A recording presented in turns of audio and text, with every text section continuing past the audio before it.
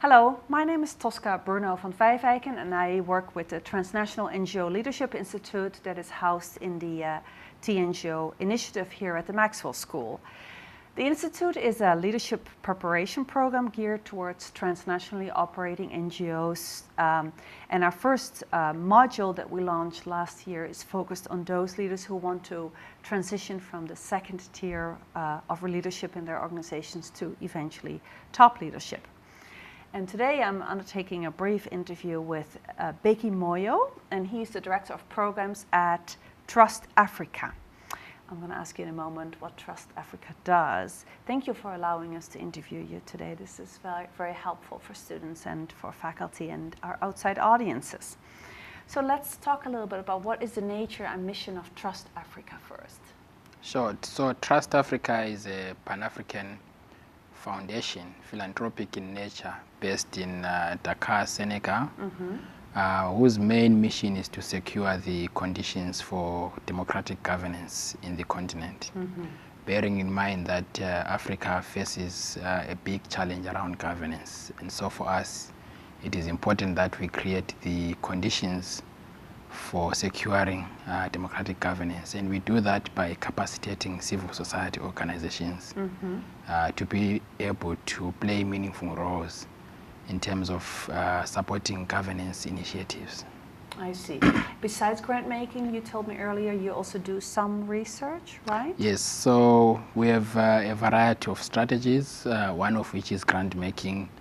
And I think if we use ratios, we would say grant making takes a lot of our work. But in addition to grant making, we obviously conduct our own research, but we also commission research, and we fund other institutions to conduct research, which helps us to even make appropriate interventions in terms of our grants. But it also, helps us develop alternative policies and data on the African landscape. Okay. The third strategy that we engage in is technical assistance, especially for the civil society organizations that we support. It doesn't make much sense for us to give a grant to an organization to implement a particular project if that organization has technical challenges. So alongside grants, we also provide technical assistance. And I think the final strategy that we engage in is one around networking and collaborations. We try to work with a number of concerted groups and coalitions that share our mission and vision. Yeah. And just to get a sense of the scale of the organization, what is your annual budget for the 4 strategies that you told us about, and how many staff are based across the continent? Right. We're still relatively growing, and our budget varies between 8 million and 10 million a year, US dollars, most of which, like I said, goes to grant making. Right. We are a staff of close to 20. The majority of our staff, especially program staff, are spread across the continent. We have an office in Zimbabwe, we have an office in Monrovia, Liberia. We have a strategic partnership in South Africa, and our headquarters is in Dakar, Senegal. Yeah, thank you. Can you tell us how you personally got involved in what some people call transnational activism, and how you over time became a leader in either Trust Africa or even before this time? Right, I would probably put it back at my family background, as well as the kind of socialization that I was exposed to. I grew up in the southern part of the country in Zimbabwe, where for intents and purposes you would say we had to be conscious of our position, and that required not just solidarity at a national level, but you needed solidarity even at a regional and international level. So that's one aspect to it, that as a southerner, I needed to be conscious of some of the injustices that we were seeing happening, and so you needed to broaden your strategy, so to speak, beyond the national border. But my training also, I'm trained in international relations. How are you? And political science, and so part of I suppose what was interesting for me was to really engage in questions of diplomacy in questions of understanding the international political economy and so forth and so on. And so when I got involved in the kind of research and the kind of activism that I was exposed to, part of my interest was really trying to understand the Pan-African lens, as well as the Pan-African ideals and what, the kind of various structures and governance architectures at a Pan-African level. And of course, that takes one into the international level. You cannot understand Pan-Africanism without just opposing it with the international system. And so even when I joined Trust Africa, I think that that was one of the considerations to work at a Pan-African level with a Pan-African organization that also took part in the global discussions and global debates, whether it's questions of social justice, it's questions of development, or it's questions of trade and aid. The struggle for those cannot be won just at a national level. You need to engage in debates as well as strategies at both regional as well as international levels. And I suppose that's how perhaps over the years I've grown to take some kind of leadership on some of those roles at a Pan-African level, but also at an organizational level. And talking about leadership, what do you envisage to be your next leadership leap or step in your career? What do you see yourself doing after this, whenever that is? Right. So I suppose at a personal level, one of the things that I've always wanted to do, and I think I'll go back and do, is to be a leader, maybe in an academic sense, meaning plowing back what I've kind of gained at an international level, back to the young students at even perhaps at a most basic level, whether it's university or college. I think there is that kind of leadership that is needed, especially in African sense, where role modeling still plays a big part. And so for most of my people to actually get somebody coming back to plow back, that would be one form of leadership that one can do. So I still have a part of me that says, I must play something in that role. But I think a more strategic leadership role that I'm really envisaging and I hope to embark on in the next coming years is a combination of perhaps, the academic aspect of things, which is what I just addressed, but also the policy institutional side of things. I foresee myself leading an institute that is going to perhaps prioritize, the role that the academia plays in policy change, in policy analysis, but also in the broader developmental equation.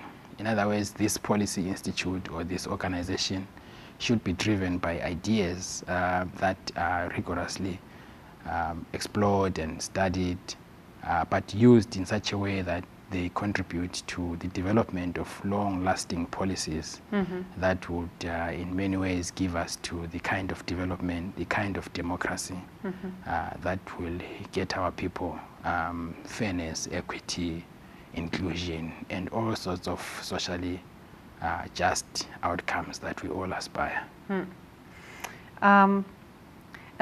Moving back to the program that you're currently participating in the Institute, as you know, that focuses on what constitutes the specific leap from a second tier of responsibility in an international NGO to a top level.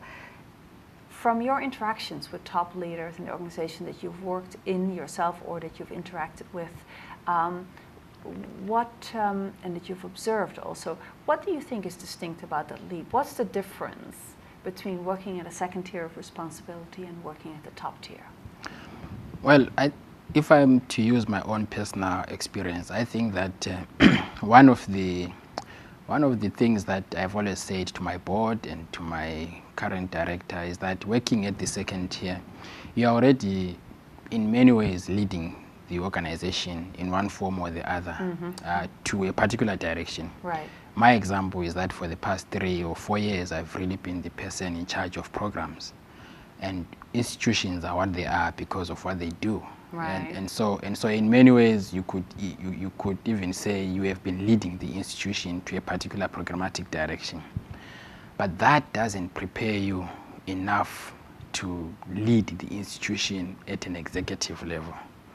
I think that's the difference that most people don't perhaps articulate very well. If I were tomorrow to be just given the institution and I'm told to lead it, I would probably struggle because I haven't had enough time to prepare for that position. It will appear as if I've been ambushed and I did not have enough tools that would make me ready for that. And I think that's the importance of programs and initiatives like this one, that they challenge you out of your comfort zone of the second tier, and you begin to realize the enormity of the challenge that can be entrusted on you by given the honor to lead an institution at an executive level. I think that it requires more than just, you know, being there almost every day, because you have the cushion of your CEO or your AD when you're at the second tier. The buck doesn't stop with you. But I think that the moment you are entrusted with leadership of the whole institution, then you are the chief financial officer, you are the chief politician, you are almost everything, and therefore you have to take responsibility. So sharpening the tools then becomes an important issue for me. If it means doing leadership courses like this ones, if it means exchange programs and so forth and so on, I think that we should have enough time to prepare our people for that kind of an eventuality. Okay. Talking about Trust Africa particularly, are there any challenges in terms of leadership succession, transition, and leadership development at all levels that you'd be willing to share with us? And how is Trust Africa dealing with these challenges? Sure. I mean, I'm not so sure whether, you know, we would really look at it. I mean, by we, I'm talking about Trust Africa as a challenge. Okay. Perhaps we see it as an opportunity. Okay. And it is that the founding members of Trust Africa, the board, at least, I mean, out of 10, perhaps 5 of them will be exiting next year. And this is based purely on their interest, but also on the legal statutes of the organization, that board members serve only 2 terms of 4 years each. And these board members have clearly coming to the end of their terms. And from a moral perspective, the board would not want to renew their terms of office, because they cannot renew their own terms of office and then go on to call on Mugabe and everyone else not to change their constitution. So, so they had to lead by example. And so that's one way of really giving a moral but a very strong political argument against leaders who change constitution. You don't change your own. And so we have that exit of the initial board members. So one can look at that and say the institutional memory is going to be lost as well, and perhaps even the initial momentum and enthusiasm might also go with the board members. So there's that, but I think that Trust Africa has tried to address that by bringing in new board members from a diverse sort of perspectives who bring their different skills, their different constituencies and expertise, and take the organization to a next level. The second level of transition happening is that our founding director's term of office also comes to an end in 2014. And again, this is something regulated by the statutes. He can only serve 2 terms. And so he is not going to renew it. And that's another, I think, you know, kind of a challenge that people look at it and say, you are losing your initial board members, you are also losing your founding director. That might appear a crisis to most people, especially those who are looking into the organization and making these deductions. But internally, Trust Africa sees it as an opportunity for change, as an opportunity for not just change, but perhaps even continuity.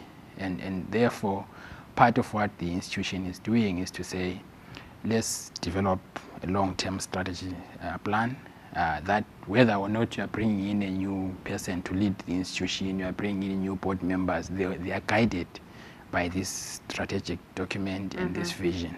So there's that level where, from a strategy perspective, we have a strategy for the next coming 4 years, or even, in fact, it's even 5 years, that is not going to be affected by any movement. So whoever comes in will have to work within the parameters of that.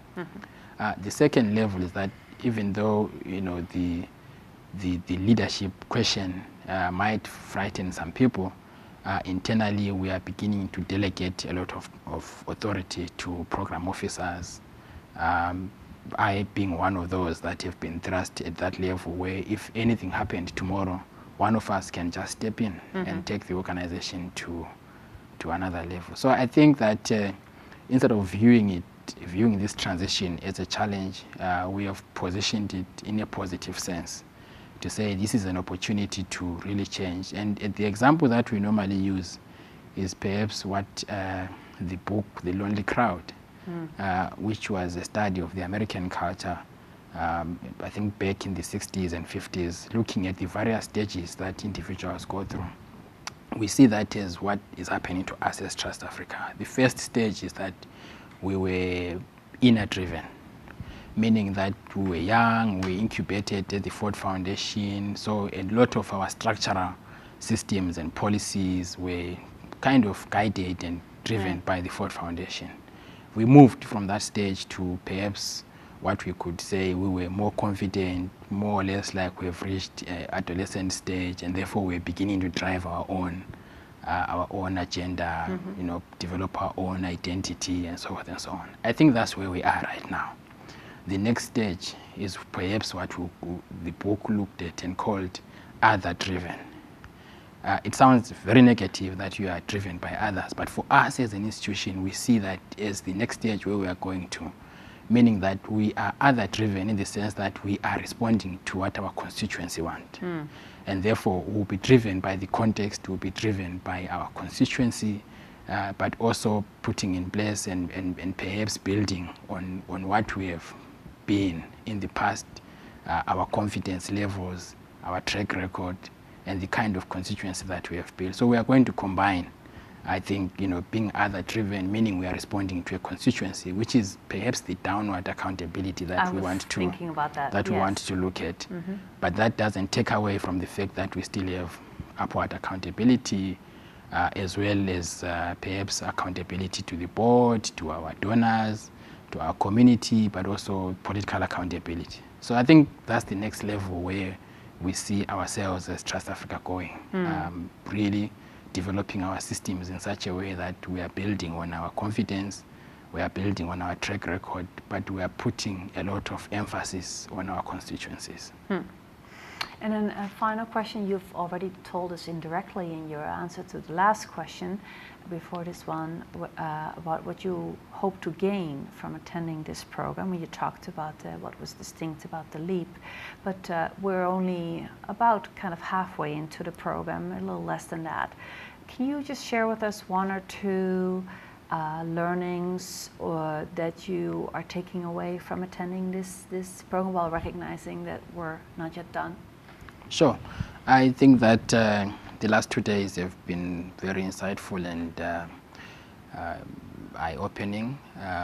So, for example, I work with a team of program officers who are very good in what they do. But one of the things that I think this course has kind of opened up to me is to perhaps take a time back and understand their leadership styles, their personalities, their traits, so that our relationship is not just based on competence, but it's also based on these other interpersonal dynamics, which, if not handled carefully, they actually affect the competence levels. And I think that was a very good exercise to really go through and really begin to say, how do you work with a team whose traits and perhaps even leniencies could be this or that. So I think it's a useful exercise, as long as one does not then use that to stereotype an individual and reach conclusions before you even engage with that particular person's circumstances and context. So I found that to be a useful tool to begin to use, especially in situations where you have already recruited and you are with the people. So that's one. The second, I think, is this whole question around perhaps it's not even conflict management, but it's perhaps understanding how to negotiate various agreements for us. So for us, it's not even negotiating positions. At times, it's even negotiating relationships in a very perfect, friendly manner where there are no conflicts. And I think the various frameworks that have been presented are very useful to keep checking whenever you are in that table, you are discussing a new project, you are discussing a new agreement, really trying to check, what does this mean in the long term? What does this mean in the medium term, and so forth and so on? Because some of the decisions that I think we enter into are usually driven by personal interests, which are short term, and they come later on to haunt the organization and the people that take over. So I think that was very important for me. And I must say, the project is not, the course is not yet complete, but I'm getting very valuable experiential day-to-day, I think, tips from Adriano. For me, I come from the academic world, so I would really love the academic presentations and everything, but I found the practical day-to-day experiences of Adriano very, very useful. Yes. I wish he could do more of that. The interventions that he has been making at every session are really good, but the time is really limited. It's a little limited, yeah. Tomorrow he'll have more time on his last day with us. But yeah, what you're saying tends to resonate with other feedback we've had also from our last program. So thank you very much for allowing us to do this interview with you. My pleasure.